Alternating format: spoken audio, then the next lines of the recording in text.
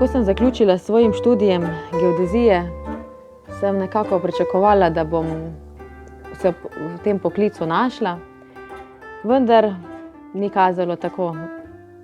Nisem imela ideje, nisem točno vedela, kako speljati. Bila sem prepričana, da svoje delo, svoj hobi uživam v njem in da dobro delam. Kako jih pa potem v svoj posel usmeriti, pa nisem imela dovolj znanja, niti ne podjetniškega, niti ne kako začeti, kako graditi posel.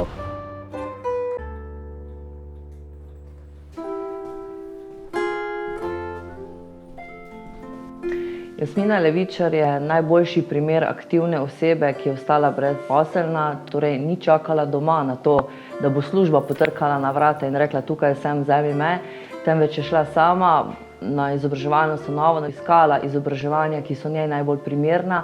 Najprej začela s kreativnim pisanjem in izražanjem, kasneje je pri nas našla izobraževanje na področju podjetništva. Tam sem v bistvu spoznala ljudi in pridobila znanje, da sem lahko potem odprla svoje podjetje. Super, pomemben je prvi korak, da začneš, da greš od doma, da nekaj narediš, potem se ti pa vrata odprejo.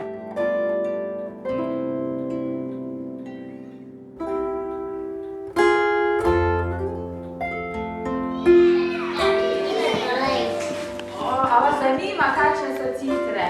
Ja. Z gospo Jasmino moram povedati, da zelo lepo sodelujemo, tako da otrokom predstavi ljudsko glasbilo, citre in radi zaigrajo, radi zapojejo ob njej in tudi seveda zaplešejo. Izobražuje tako mlade kot starejše, ker mlajši se zelo hitro naučijo, ne? Starejši verjetno malo težji. Ja, starejši imajo pa veliko vztrajnost, pa voljo. Povej mi še enkrat, ali me imaš res rada?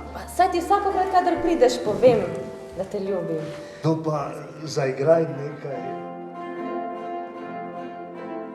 Jasmina je prijetno popestrila in obogatila kulturno življenje našega kraja. Imamo citrarski orkester, tudi novo tradicionalno prireditev, to je Citrarska pomlad na Prevalju. Zelo smo veseli, da jo imamo.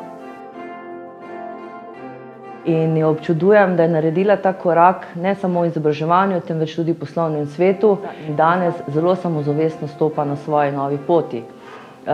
Jaz upam, da bo vzor vsem tistim, ki se nekako še bojijo narediti ta korak, da bo, verjamem, tudi sama jih spodbudila k temu, da se tudi samozaposlijo in da zaživijo svoj hobi, svoje sanje v poklicu. Na začetku je bilo težko. Ko pa greš v akcijo, pa stvari stečejo in se odpirajo nove priložnosti.